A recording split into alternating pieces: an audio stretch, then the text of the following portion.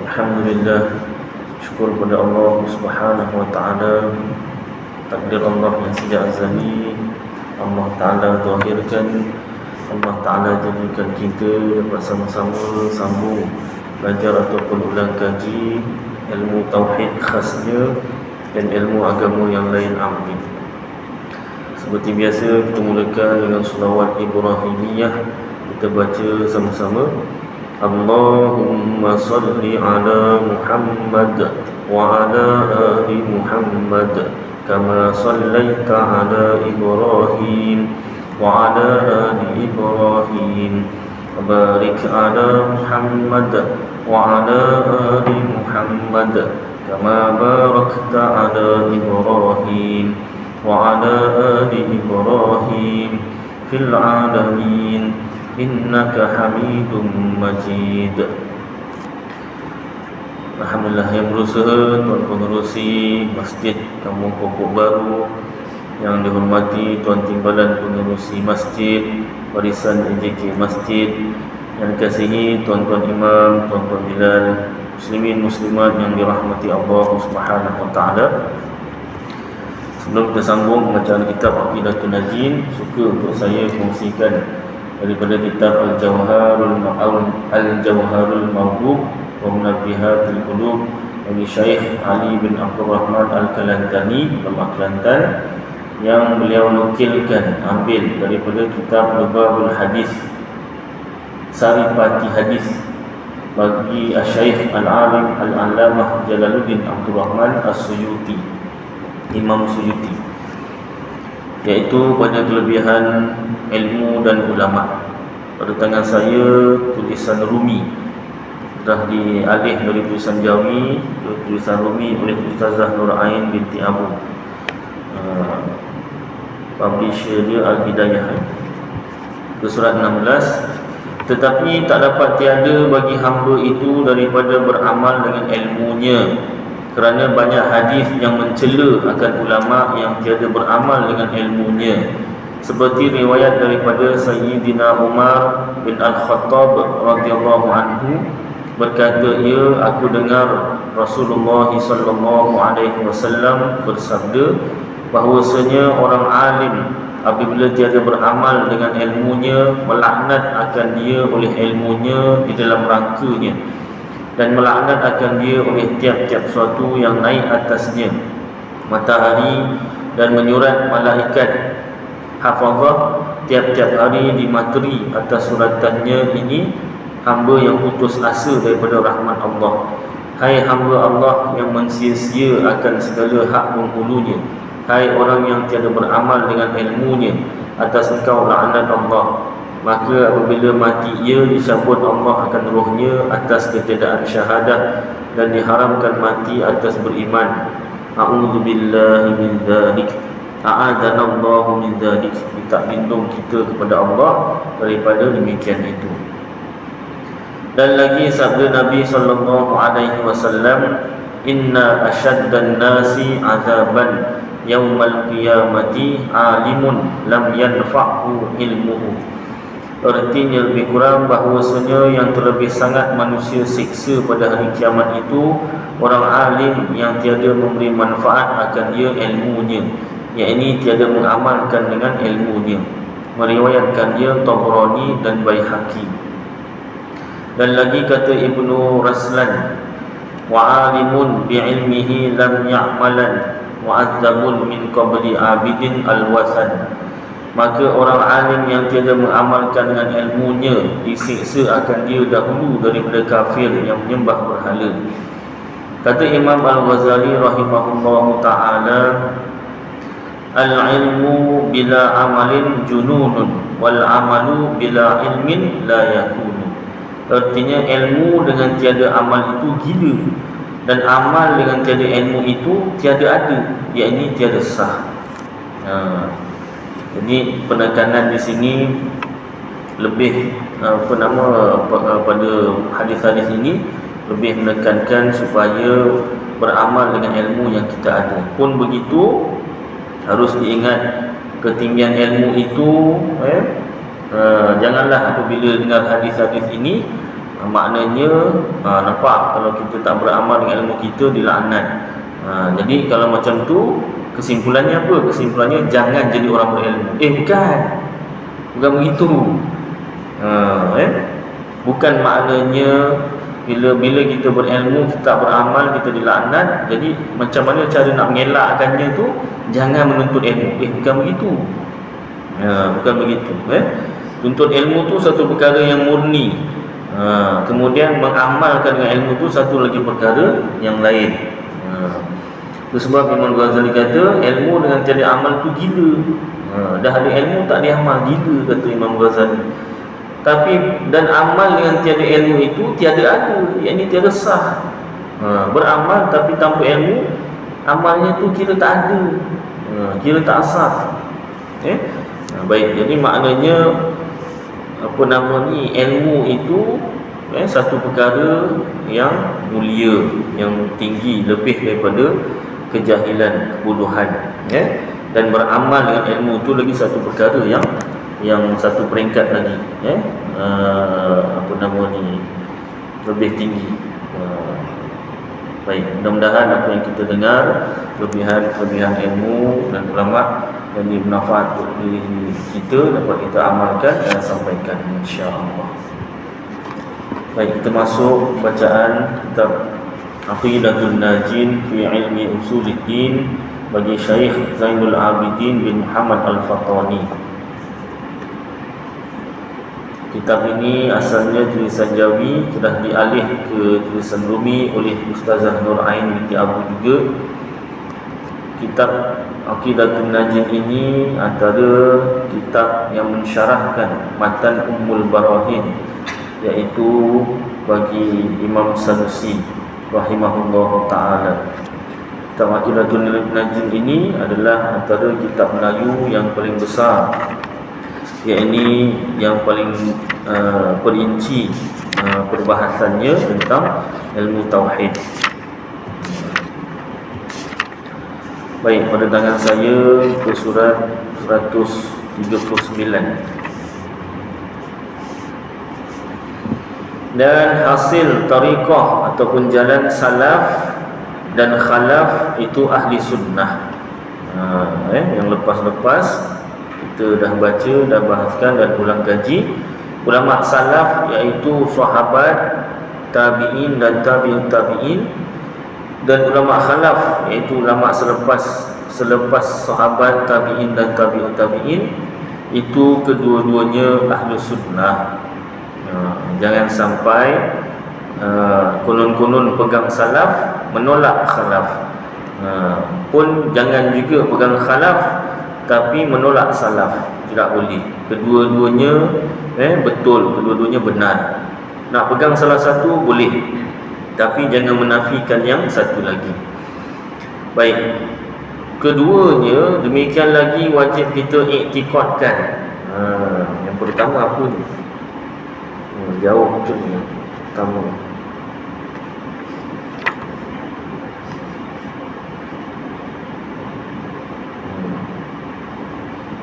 Jauh yang pertama. Tak apa. Baik, keduanya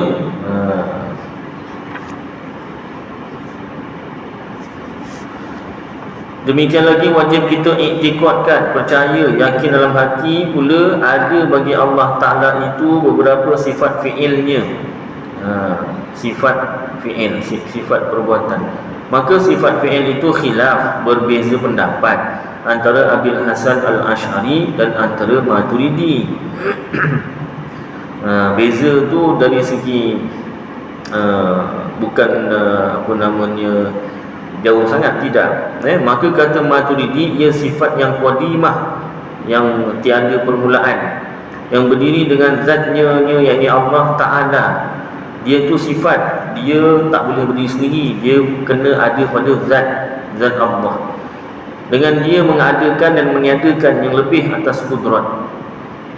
Sifat fi'il ini kata Imam Maturidi tugasnya mengadakan dan mentiadakan. Maknanya apa? Lain daripada sifat kudrat, kata Imam Maturidi. Dan kata Abul Hasan Al-Ash'ari, bermula sifat fi'il itu baharu, ada permulaan, kerana ia ibarah daripada keterangan tentang, ibarat tu keterangan daripada tu tentang, kerana ia, yakni sifat fi'il itu ibarat daripada keterangan tentang ta'liq ataupun ta'alluq kudrat, sifat kudrat, dia dah ada dalam kudrat tu. Jadi kita kata Imam Abul Hasan Al-Ash'ari dah tak perlu belajar lagi sifat fi'il, dia dah termasuk dalam sifat kudrat, ta'alluq sifat kudrat, kata Imam Abul Hasan Al-Ash'ari.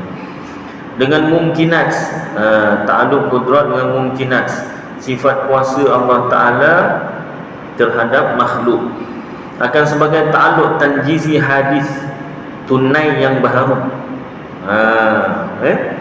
Tunai yang baharu. Kalau kita ulang kaji balik sifat kudrat, ta'alluq sifat kudrat, ada secara ijmalnya, secara ringkasnya ada dua, iaitu suluhiyun qadimun, boleh yang sejak tiada mula, dan tanjiziyun hadithun, tunai yang baharu.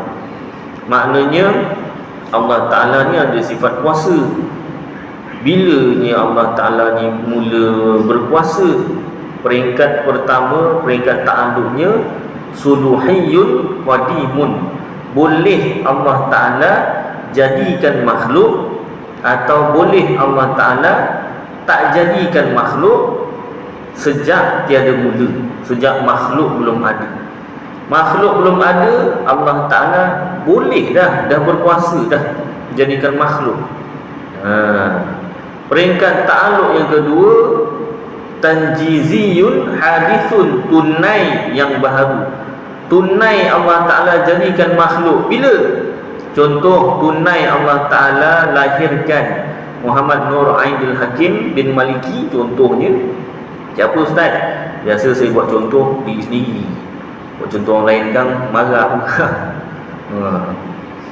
Lahirnya 18 Jun 1985, itu tarikh Masihi. Tarikh hijrahnya lupa. Tapi seingat saya bulan Syawal lah. Pasal apa? Sebab tu nama Aidil tu. Bulan Syawal. Biasa dulu macam tu kan, asal bulan Syawal tu Aidil. Sepupu saya lahir bulan apa nama ni, Zulhijjah, nama Adha. Kan kena dengan bulan. Jadi bilanya Allah Ta'ala jadikan ataupun lahirkan Muhammad Nur Aidil Hakim bin Maliki ini pada 18 Jun 1985. Start dijadikan, lahirkan, dijadikan dalam perut ibu tu dah ada. Dilahirkan. Jadi maknanya kuasa Allah Ta'ala ini, bila Allah Ta'ala berkuasa, sejak makhluk belum ada, dah Allah Ta'ala dah berkuasa, dah ada sifat kuasa. Sejak azali, sejak makhluk belum ada. Peringkat kedua ta'alluq, tunai Allah Ta'ala jadikan makhluk, bukan Allah Ta'ala baru ada kuasa, tidak. Allah Ta'ala jadikan makhluk tu, itu ada permulaan. Bukanlah maknanya kuasa Allah tu baharu, kuasa Allah tu ada permulaan, tidak. Penjadian makhluk tu. Jadi kata Imam Abul Hasan Al-Ash'ari, sifat fi'il sama dengan ta'alluq dan jizi hadis. Penunaian menjadikan makhluk tu. Maka setengah daripada sifat fi'il itu yang disebutkan oleh Imam Ghazali di dalam Usul Arba'in dengan katanya, dan bahawasa Allah Ta'ala tiada menjadikan akan suatu melainkan baharu. Ada permulaan, dan dijadikan dengan kudratnya, kuasanya, dan dengan limpah adilnya, haknya. Dijadikannya atas yang terlebih elok kejadian, dan terlebih sempurnanya, dan terlebih adilnya, dan tiada dapat dikiaskan adilnya itu diterima daripadanya zalim pada memerintahkan dan menghukumkan, kerana adalah yang lain itu bukan ia milik yang mutlak. Allah Ta'ala tak zalim. Kalau Allah Ta'ala jadikan satu orang Allah Ta'ala jadikan dia jadi orang kafir.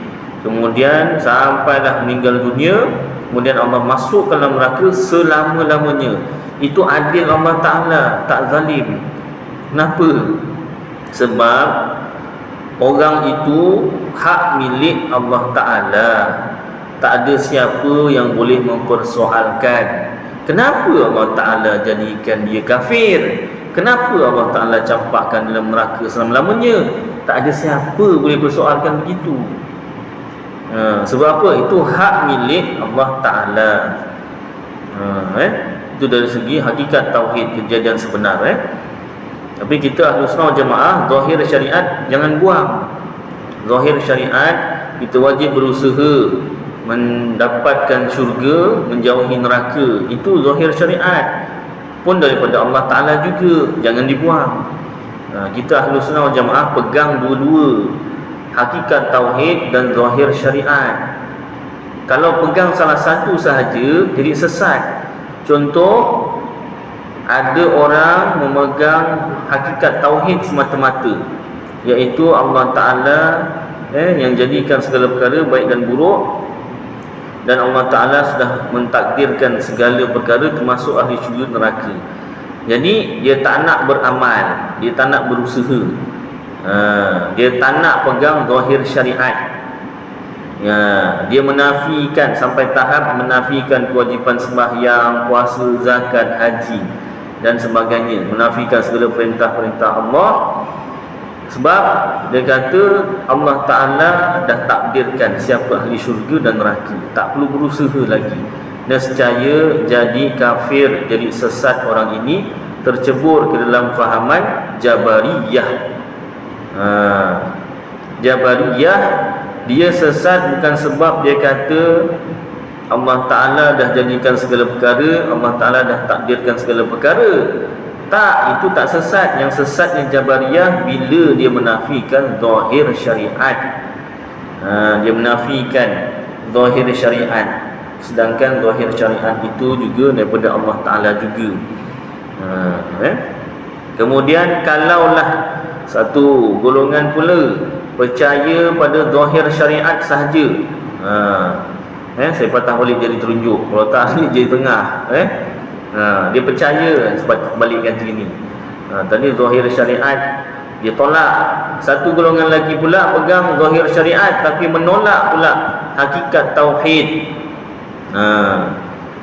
Sampai tahap mengatakan bahawasanya yang buruk-buruk, yang jahat-jahat, kekufuran dan maksiat itu makhluk sendiri yang memilih, makhluk sendiri yang menjadikan. Tak ada kena-mengena dengan Allah Ta'ala. Allah Ta'ala dah beri pilihan, Allah Ta'ala dah berikan kuasa.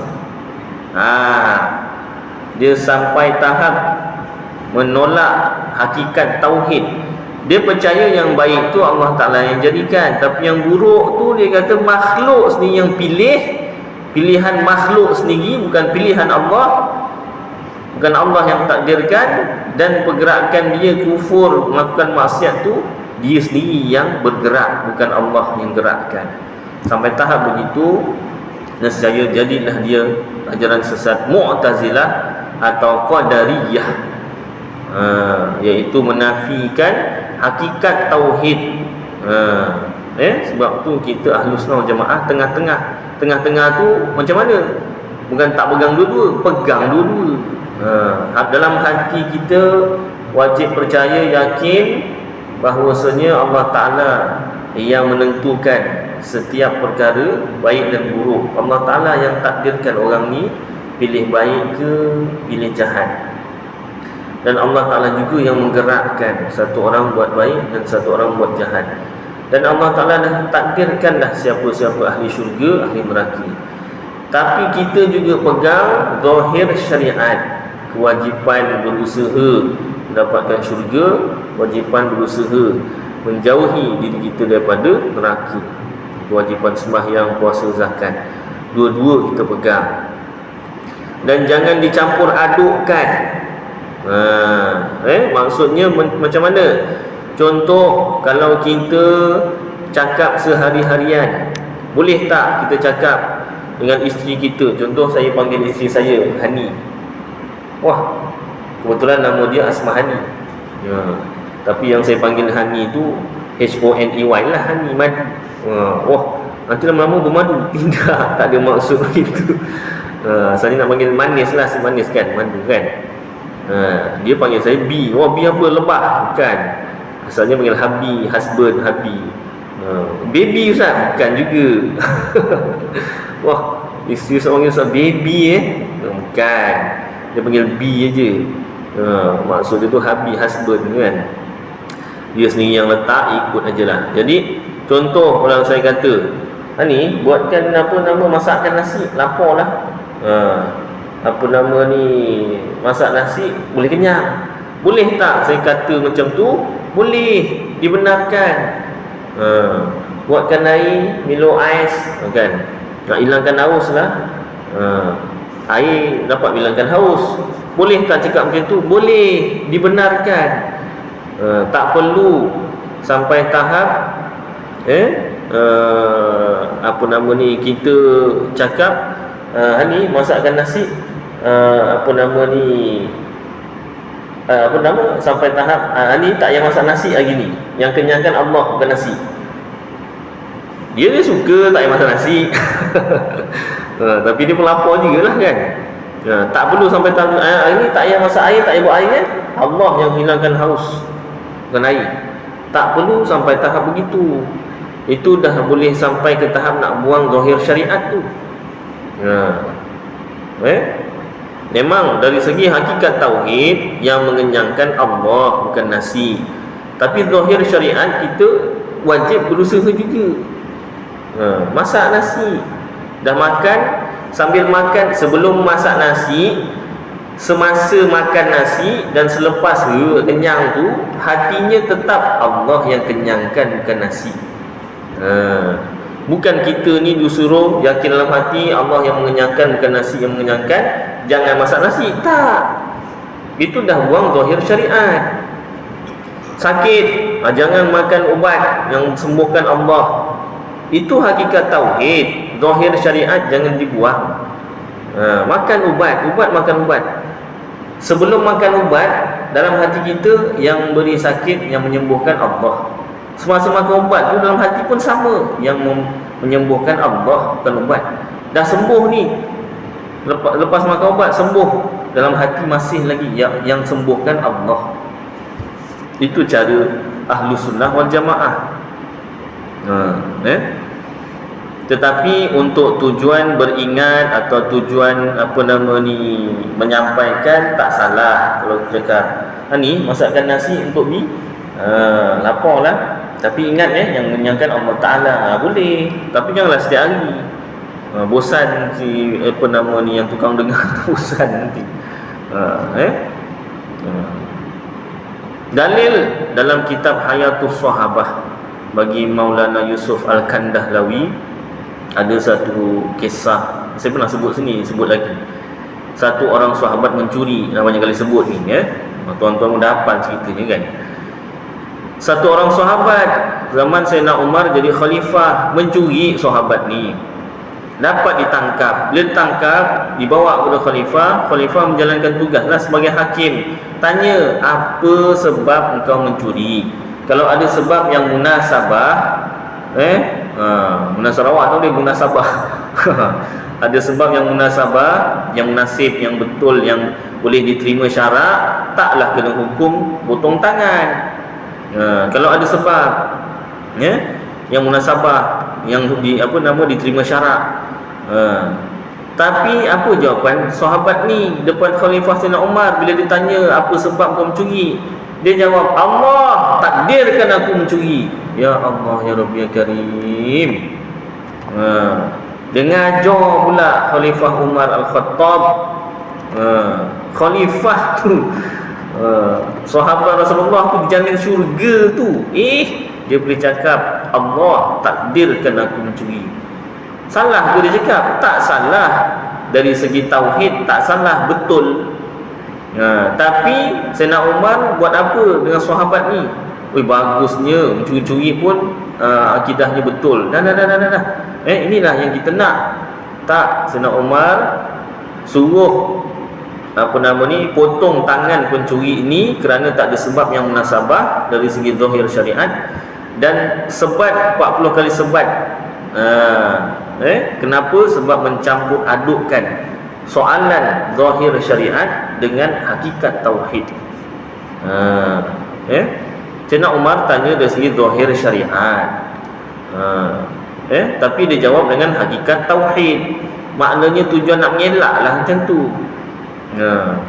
Memanglah segala perkara Allah Ta'ala yang jadikan, Allah yang takdirkan, baik dan buruk. Apa Sayyidina Umar tak tahu ke? Dia sahabat, khalifah, antara 10 orang yang dijamin syurga. Takkanlah tak tahu tentang tauhid. Sudah barang tentulah tahu. Sebab tu Sayyidina Umar sebat 40 kali sebatan, mencampur adukkan zahir syariat dan hakikat tauhid. Begitu juga peringatan juga kalau kita jadi penguasa, kita tangkap orang dan sebagainya, jangan pula kita sampai satu tahap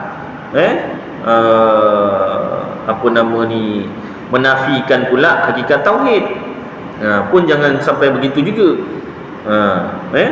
Kalau adalah pencuri yang macam Sayyidina Umar ni kan, masa tu kita tak dapat tangkap, dia pun cakap Allah takdirkan aku mencuri. Jangan pula kita kata mana ada yang Allah Ta'ala tak takdirkan yang buruk-buruk. Jangan pula macam tu pula, kan? Jadi itu sebab wajib kita pelajari.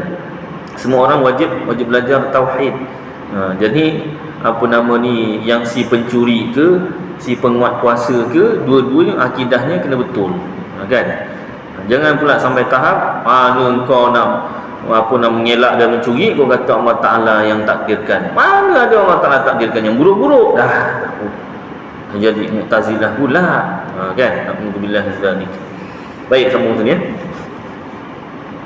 Maka setengah daripada sifat fi'il itu yang disebutkan oleh Imam Ghazali dalam Usul Arba'in dengan katanya, dan bahawa Allah Ta'ala tiada menjadikan akan suatu melainkan baharu, dan dijadikan dengan kudratnya, kuasanya, dan dengan limpah adilnya. Dijadikannya atas yang terlebih elok kejadian dan terlebih sempurnanya dan terlebih adilnya, dan tiada dapat dikiaskan adilnya itu dengan adil segala makhluk, kerana adalah yang lainnya, lain daripada Allah Ta'ala itu diterima daripada zalim pada memerintahkan dan menghukumkan, kerana adalah yang lain itu bukan yang milik yang mutlak. Adil Allah Ta'ala tak sama dengan adilnya makhluk. Tiada dapat dikiaskan adilnya, yakni Allah, dengan adil segala makhluk. Tak boleh. Kenapa? Selain Allah, adilnya selain Allah tu ada lagi kezaliman. Adilnya Allah Ta'ala hak milik mutlak Allah Ta'ala. Tak ada siapa boleh mempersoalkan. Malah Rasulullah SAW sendiri tak dapat mempertikaikan dalam kitab Fadail Amal, ataupun ambil daripada kitab Hayatus Sahabah juga, Maulana Yusuf Al-Kandahlawi. Ada satu kisah, pendek je kisahnya. Rasulullah SAW menangis sepanjang malam membacakan ayat Al-Quran sepotong ni berulang-ulang kali. A'udzu billahi minasyaitonir rajim. In tu'adzibhum fa innahum 'ibaduk wa in taghfir lahum innaka antal azizul hakim. Shadaqallahul azim. Pun saya dah bacakan banyak kali, kan? Ulang lagi. In tu'adzibhum, jika engkau azab mereka ya Allah, fa innahum 'ibaduk, maka mereka hamba engkau. Termasuklah diri aku ni, kata Rasulullah, kalau engkau nak azab ya Allah, aku ni hamba engkau. Memang kekasih Allah, tapi abduhu wa rasuluh, hambanya dan pesuruhnya. Rasulullah tu hamba Allah. Kalau Allah Ta'ala nak masukkan neraka pun tak ada siapa boleh persoalkan, sebab hak milik mutlak Allah Ta'ala. Bayangkan tuan-tuan, Rasulullah SAW, kekasih Allah, pun baca ayat Quran tu boleh menangis, mengenangkan hakikat kejadian sebenar. Dia tu hamba Allah. Walaupun statusnya kekasih Allah, tetapi kalau Allah nak masukkan di dalam neraka, Rasulullah tu hamba Allah, tak ada siapa boleh persoalkan. Bayangkanlah apa lagi lah kita ni tuan-tuan, apa nama ni, sampai mana tahap kita ni kan. Jadi lebih-lebih lagi lah kita apa nama ni kena sedar diri kita ni hamba Allah. Kalau Allah Ta'ala nak masukkan dalam neraka, kita tak boleh, bukan kita je, sesiapa pun tak boleh persoalkan. Tapi itu dari segi hakikat tauhid tuan-tuan. Dari segi zahir syariat, wajib kita berusaha untuk masuk syurga dan berusaha mengelakkan diri daripada api neraka. Dan tiada tasawur, tiada tergambar pada Allah itu zalim sekali-kali, kerana sekalian yang diperintahnya itu milik dia. Semuanya milik Allah. Ia yang mengeluarkan daripada Adam tiada kepada wujud ada. Lagi tiada ada sertanya seorang bersekutu pada memiliki makhluk. Allah Ta'ala memiliki makhluk ni tak ada kongsi. Ini Allah Ta'ala kongsi dengan seorang lagi Tuhan. Tak ada. Allah Ta'ala memiliki segala makhluk ni seorang diri, tak ada bersekutu, tak ada kongsi. Hingga dikatakan ia zalim pada memerintahkan, Allah Ta'ala tak zalim pada memerintahkan. Maka barang yang lain itu sama ada manusia dan jin dan syaitan, malaikat dan langit dan bumi dan binatang dan tumbuh-tumbuhan dan jauhar dan arat, sekaliannya itu baharu, ada permulaan. Dikeluarkan daripada Adam tiada kepada wujud kepada ada, dengan yang terlebih indah-indah kejadiannya, dengan kudratnya, dengan kuasanya, yakni kuasa Allah. Dan tiada ada mawujud pada azali, tiada yang wujud sejak azali, sejak makhluk belum ada, yang lain daripadanya selain daripada Allah. Dan tiada di sana itu seorang yang lainnya, maka dijadikan segala makhluk kerana menyatakan kudratnya dan iradatnya, bukan kerana berkehendak kepadanya. Allah Ta'ala jadikan makhluk ni bukan Allah Ta'ala perlukan makhluk, tak. Allah Ta'ala nak tunjukkan kuasanya dan iradatnya, kehendaknya. Dan ialah yang mempunyai kurnia bagi segala makhluk, dan yang mempunyai nikmat dan bangkitan dengan berbagai-bagai pertolongan bagi sekalian yang dijadikannya. Maka amat kuasa ia, yakni Allah, menyampaikan dan menuangkan bagi azabnya dan dibalakannya dengan berbagai-bagai bala atau balak. Dan jikalau dikerjakannya seperti demikian itu, nescaya adalah ia adilnya jua, dan tiada dikatakan ia jahat dan zalim. Pasal apa? Sebab hak milik dia. Apa nak diperbuatnya? Ada satu nazam ataupun syair Arab berkaitan dengan tauhid. Al-Malik yatasarrafu fi mulkihi kaifa yasha. Al-Malik, seorang raja, yatasarrafu, boleh berkehendak, boleh berbuat sesuka hati, boleh mempelbagaikan fi mulkihi, pada kerajaannya, kaifa yasha, sebagaimana yang dikehendaki. Yang buat nazam syair itu ulama tauhid lah.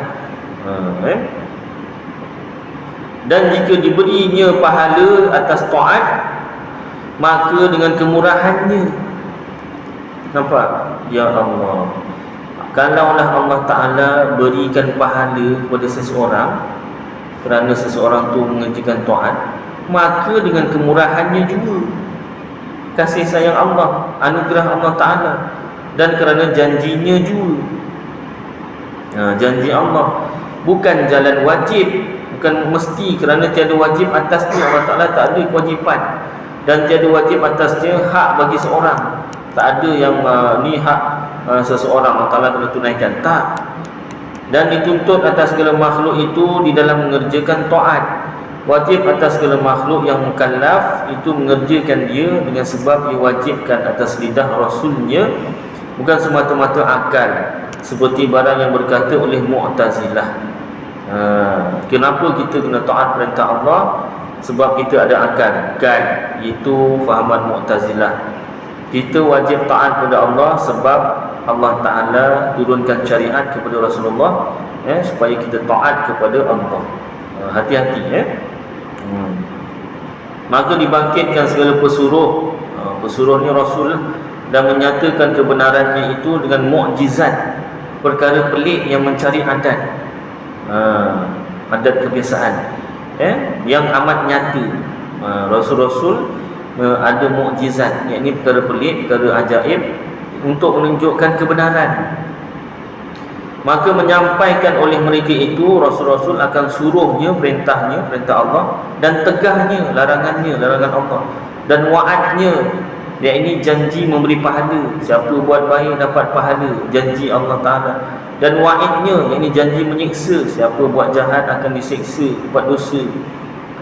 Kan budak kecil cakap, jangan buat macam tu, masuk dapat dosa, masuk neraka. Kan? Betul, itu janji baik dan janji buruk. Maka wajib atas segala makhluk membenarkan sekalian mereka itu, sekalian Rasul-Rasul. Zahir syariat dan hakikat tauhid, kedua-duanya kita pegang. Jangan sampai kita bercelaru. Kalau kita kurang mendalam ilmu tauhid, nanti kita bercelaru antara zahir syariat dan hakikat tauhid.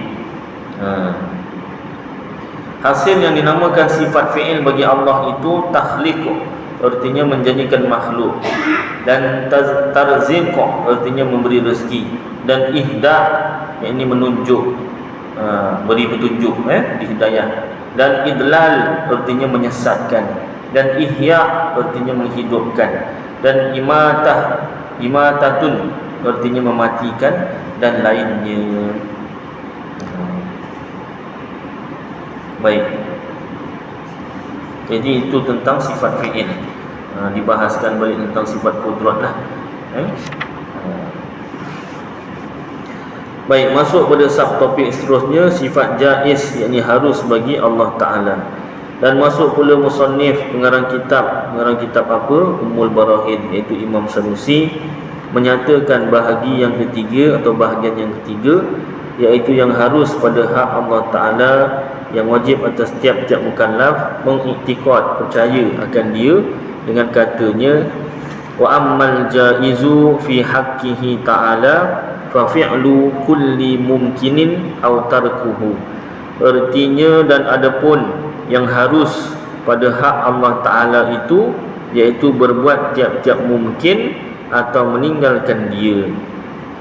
Harus dekat sini bukan mesti, harus ni maksudnya boleh Allah Ta'ala buat dan boleh Allah Ta'ala tak buat. Iaitu apa dia? Berbuat tiap-tiap mungkin atau meninggalkan dia, menjadikan makhluk ataupun tidak menjadikan makhluk. Itu sifat harus bagi Allah. Tak mesti Allah Ta'ala tu yang namanya Tuhan mesti jadikan makhluk. Tak. Boleh Allah Ta'ala jadikan, dan boleh Allah Ta'ala tak jadikan makhluk. Inilah bahagi yang ketiga daripada yang wajib atas tiap-tiap mukallaf mengenal dia. Dan hanya tiada berkata musannif wa mimma yajuzu fi haqqihi ta'ala, seperti barang yang berkata ia fa mimma yajibu fi haqqihi ta'ala wa mimma yastahilu fi haqqihi ta'ala. Kenapa perbezaannya macam tu? Kerana bahawa yang harus pada hak Allah Ta'ala itu, jikalau banyak ifratnya, sekalipun tersimpan ia pada barang yang menyebut ia akan dia juga, maka iaitu berbuat mungkin atau meninggalkan dia, maka masuk di dalam berbuat tiap-tiap mungkin itu memberi pahala oleh Allah akan orang yang berbuat ibadat, dan menyiksa bagi orang yang berbuat maksiat, dosa. Dan masuk pula membangkitkan oleh Allah akan segala Rasul kepada segala hamba-Nya, dan masuk pula memberi rezeki bagi orang yang kaya, dan tiada memberi rezeki bagi orang yang fakir. Itu harus bagi Allah Ta'ala. Maknanya termasuk dalam perkara harus akal tu, menjadikan atau menjadikan makhluk tu, iaitu yang tadilah, Allah Ta'ala boleh sahaja, harus sahaja beri pahala kepada orang yang berbuat baik, dan boleh juga Allah Ta'ala tak berikan pahala pada orang yang buat baik. Itu perkara harus akal. Tak mesti. Sebab apa? Allah Ta'ala yang jadikan makhluk, Allah Ta'ala yang tentukan seseorang itu nak buat baik, nak buat jahat, dan Allah Ta'ala yang gerakkan seseorang tu buat baik atau buat jahat. Hakikat tauhid. Faidatun, ini suatu faedah. Bermula orang yang kaya yang syukur itu afdal di sisi jumhur. Jumhur ni apa nama ni, ramainya ulama lah, jemaah ulama. Jadi orang kaya yang bersyukur itu afdal, lebih utama di sisi jumhur ulama daripada fakir yang sabar. Dia fakir, bukan miskin ni, fakir tapi sabar. Dari segi apa nama ni, tingkatannya tu, orang kaya yang syukur lebih afdal daripada orang fakir tapi dia sabar, tak mengeluh. Kalau macam tu saya kena jadi kaya lah. Ya, tapi ingat kena bersyukur. Jangan kaya dan tak bersyukur. Bukan senang lah ceritanya tu kan. Formulanya tu macam senang. Doa lah usaha Bermula tempat khilaf itu, berbeza pendapat itu pada barang yang apabila berdiri orang yang kaya itu dengan sekalian wadhaif, kaya daripada murah dan berbuat baik dan berluas-luas kepada orang yang kepicikan, orang yang susah, dan menunaikan segala hukuk, hak, satu hak, banyak hukuk, segala hak hartanya, dan syukur bagi Malikud Dayyan, yakni Tuhan yang mempunyai apa nama ni, Dayyan, dan berdiri orang yang fakir itu dengan segala wadhaif, fakir daripada redha dan sabar, dan redha pula dengan barang yang dikadarkan, ditakdirkan oleh Allah Ta'ala. Bukan senang-senang lah orang kaya dan bersyukur. Dia, makna orang kaya dan bersyukur tu apa?